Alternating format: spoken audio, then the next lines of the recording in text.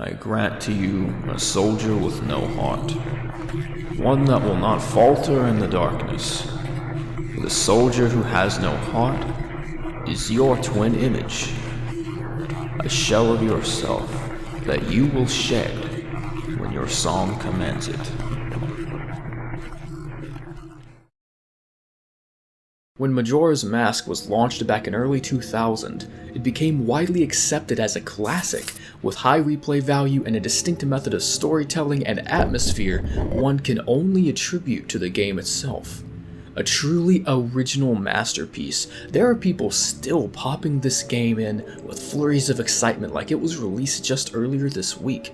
It was one of the first games that presented the feeling of actually going on an adventure. But things started changing a few years after that. Internet horror stories and unusual phenomena labeled creepypastas seemed to take over the web and fill the internet with their sinister narrative. People started believing them, and there were a few authors that even emerged from their grottos to alert people of their fictitious origin, and how they were only stories not meant to be taken seriously. dǧow were one of those that came under fire. Catching the creepypasta surge pretty early out of the game, he documented his experience playing what was believed to be something no one on the web had ever heard of. And when people pondered the possibility, it became horrifying. A haunted video game. A Nintendo cartridge. Majora's Mask. The story of dǧow is told through journals, computer entries, and captured video footage from what he directly saw in the game. In such entries, he combats an apparition after purchasing a Majora's Mask cartridge from a yard sale hosted by a sinister-looking old man. Thinking nothing of it, he reacted out of gut instinct and asked what the old man wanted for the game cartridge. He responded by charitably giving him the game free of charge.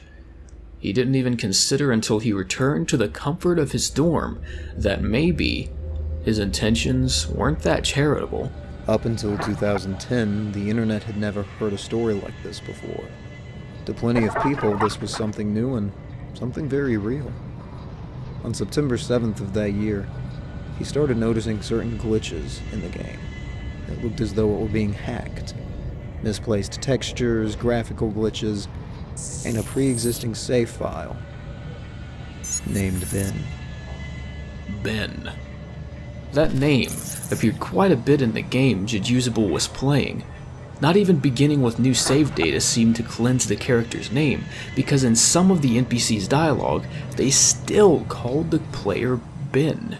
In response, dǧow dismissed it as nothing more than the side effect of a hacked cartridge, and deleted the Ben save data. Things started getting weird.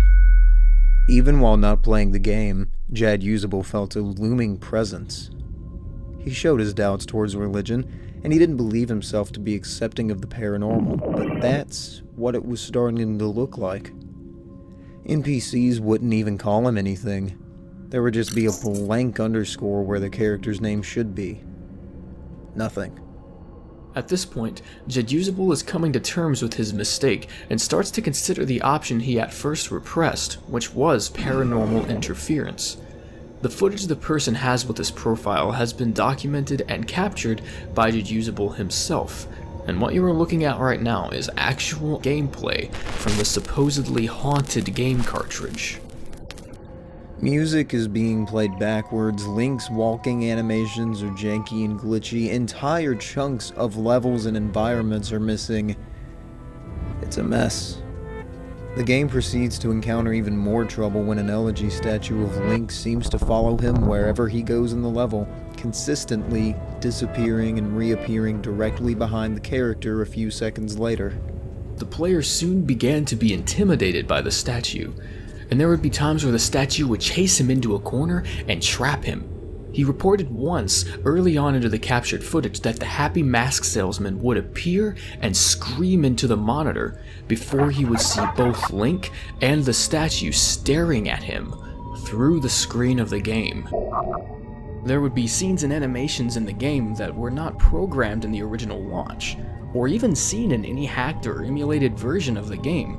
A few instances of this happening would be during a battle with Skull Kid, in which Link would be levitated upwards from his back. and set on fire. The death animation was surprisingly graphic and a little disturbing for a console of such limited capacity. This would go on to happen 3 more times, and dʒow even documents getting frustrated with the game at this point, and he considers shutting it off.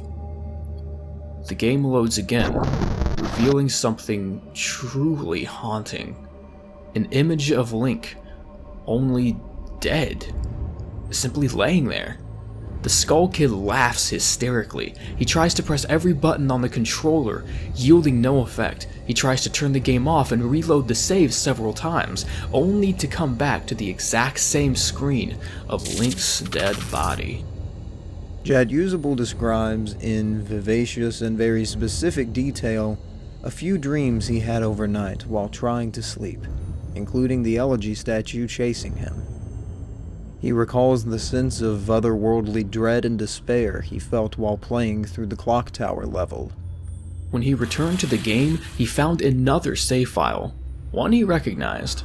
It was the bin save file, as though it had been resurrected and restructured to appear back on his system. Selecting it, he was immediately thrust into complete chaos. Link's body was contorted. An elegy statue was summoned behind him, and it seemed to whisk him away to another part of the game. At this point, he might as well not even be playing the same game anymore. This time to Termina Field. He looked human enough and the game looked regular enough to continue playing. The happy mask salesman standing beside another empty elegy statue was waiting to greet him. dʒow describes the next few minutes of gameplay to be very horrifying. Link is set ablaze once again, similar to the animation when being in the room with the Skull Kid, but this time more cinematic and flamboyant. The game skips to his Zora transformation. Epona, his horse, seems to nudge out to the distant waters ahead, suggesting the player needs to swim there. So he does. He goes deep below the surface. A stone, immovable silhouette of something blocks his view. Zora sees the elegy statue beneath the surface, staring at him, staring at the player.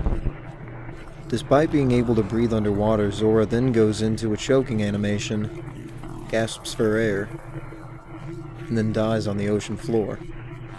After being returned to the start menu, the save files have changed names again.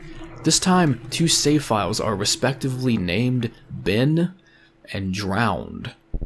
dʒow believed this to be a paranormal statement clarifying the circumstances of Bin's death. The creepypasta continues to highlight specific details in the footage, including efforts of communication by the paranormal entity. Throughout the progression of the story, dʒow documents numerous logs and conversations he had with an internet AI named Cleverbot. He said he could feel it beckoning to him, trying to communicate with him. And for the bulk of the conversation, Cleverbot seemed to communicate and talk to him as Ben. Ben was a kid in the neighborhood. dʒow remembers talking to a man that lived in that neighborhood. He referred to a kid named Ben. Apparently, there was a tragic accident that no one in the neighborhood really desired to open up about. It was too traumatizing, said the man, and he wouldn't divulge anything else after that. There was no way to contact the old man. He was already gone. The day after dʒow was sold the video game cartridge, he returned there to find a for sale sign on his door. At this point, it seemed like all of his options for direction had vanished, and he was left alone to decipher the mystery of a deceased child and his favorite video game. He had dreams. dʒow would document his nightmares of the elegy statue following him, but one nightmare in particular would stand out. The Moon Children. Turning him into an elegy statue, sewing up his face, puncturing his arms and legs with thick needles, making him into something else completely. dʒow described them as hideous, disfigured faces with maggots crawling out of their eyes and skin pores. The happy mask salesman was in the dream too. Suddenly, the procedure stopped, and the Moon Children just looked down at him with pity. The salesman ripped off his mask and spoke. "You've met with a terrible fate, haven't you?" During its time of validation, people didn't really know how to take this story. In the year of 2010, creepypastas and internet horror stories were a new trend that just gained momentum over the past couple months with stories such as Slenderman, Smile.jpg, and Jeff the Killer, with the story of Ben soon climbing to the top tier of the most recognized horror stories out there. But that's the thing. These stories are written, recorded, and sometimes even staged and hacked in this case for one's own purpose of entertainment. During this time, there were tons of people that genuinely believed some of these stories, which caused bouts of insomnia, paranoia, and even instances of tragedy. These stories are fictitious. In fact, the writer of this story admittedly addressed the existence of Ben as false and only for another's enjoyment. Being scared is perfectly okay, but when we are terrified of these stories to an unhealthy extent, that is when we let them become real. If you liked what you saw, please subscribe or share this video with a friend. If you'd like us to cover a topic, please let us know in a comment below. We're always taking requests. Until next time.